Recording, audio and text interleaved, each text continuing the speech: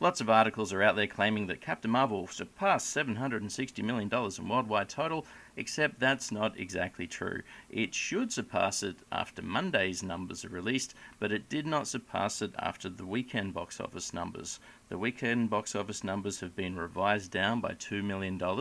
They've reduced what the Friday totals were slightly, and they've taken about $1 million off the Saturday box office and $1 million off the Sunday box office. But unfortunately, a lot of places aren't bothering to take $2 million off the entire box office for Captain Marvel.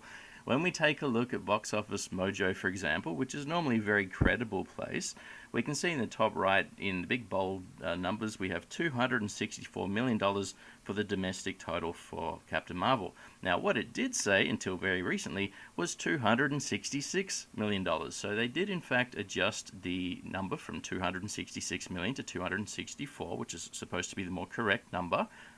But when we look down the bottom to the worldwide total they're reporting, they still have $760 million. So what is Box Office Mojo doing, and a lot of other places, and a lot of places do depend on Box Office Mojo, so it's not really their fault if they're just re-reporting what Box Office Mojo says. But basically what they've done here is they just added an extra $2 million to the foreign numbers. They magically invented $2 million so that it would still say worldwide it is over $760 million.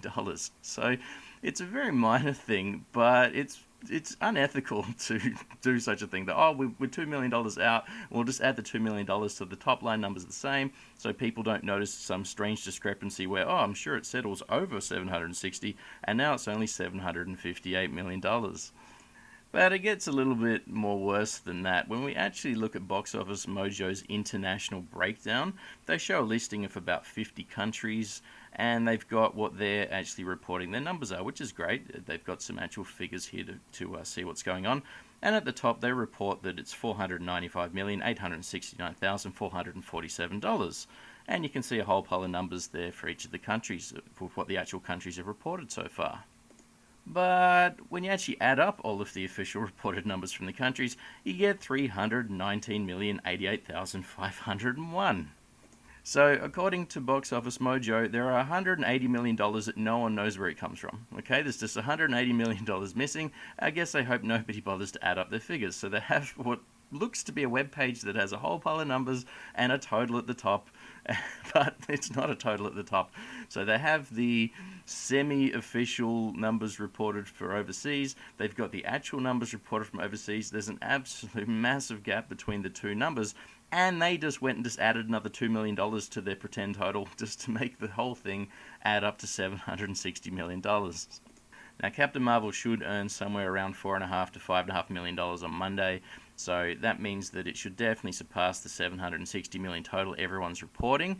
But I just find it very unethical that Box Office Mojo's just snuck in the $2 million to keep the top line number there correct.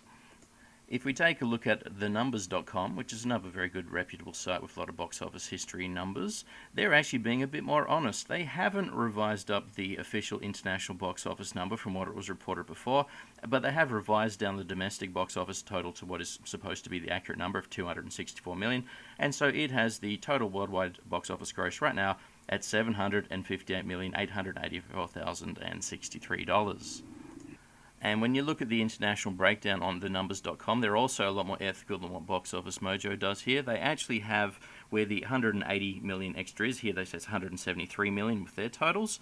And they call it rest of world. Now that's not correct. It's not rest of world. There aren't all of these countries that they haven't bothered listing that earned 173 million. There is a gap between the reported international earnings by Disney or whoever Disney's using for the figures, and there is a gap between what each individual country has actually reported. And this is one of the main reasons why it's virtually useless to compare international box office totals between movies until the movies are well into their run and the numbers are all sorted out to be a lot more credible. It's very difficult to know what's going on with this $173 million. Now, I'm not saying the number's made up. You get big gaps like this in a lot of films. It's just, this will be revised, okay? The $173 million will be revised. $173 million for Captain Marvel is very, very large, though. It's earned seemingly $494 million internationally, and 170 of that is from an unknown source. So that's nearly a third of the money. That's a very large proportion. But having said that, A lot of these films do the same thing, so I'm not alleging that this is a conspiracy for Captain Marvel. It is, however, how Hollywood does all of its dodgy accounting. So this is more if you want to call it a conspiracy, this is more a conspiracy towards what Hollywood does as opposed to anything specifically done for Captain Marvel. But this is why you can't really compare what Captain Marvel's international numbers are compared to other films' international numbers, basically until its run is actually over. And so with the $2 million in reduction, we have a slightly different graph here than what was in the previous videos I've put up there. The line for Captain Marvel, it's green on this one here, goes down a little bit, and so the gap between Captain America Civil War and Captain Marvel is around about $30 million now instead of $28 million, and that's in non-adjusted for inflation figures. So you've got another $20 million on top of that. So you could say, roughly speaking, Captain Marvel's roughly $50 million behind where Captain America Civil War was at this point in time. And it's doing a little bit better than Guardians of the Galaxy Volume 2. I think it's around $15 million better off. So it's probably about half a week in front of Guardians of the Galaxy, and it's probably a week behind Captain America Civil War. But again, that's a good sort of trend to follow. It's looking like it'll probably end up somewhere between those two lines.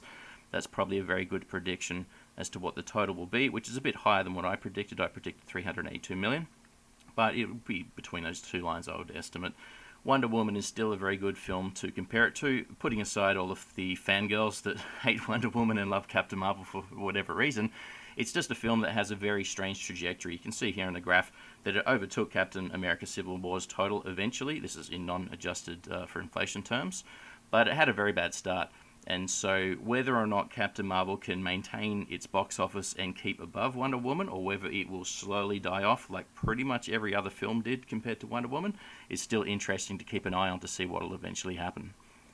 And just a final note, I noticed on some of these headlines of these articles, I didn't read all the articles, but just at the top, they're all claiming that Captain Marvel is now on track to make $1 billion in total and $400 million in the domestic US market.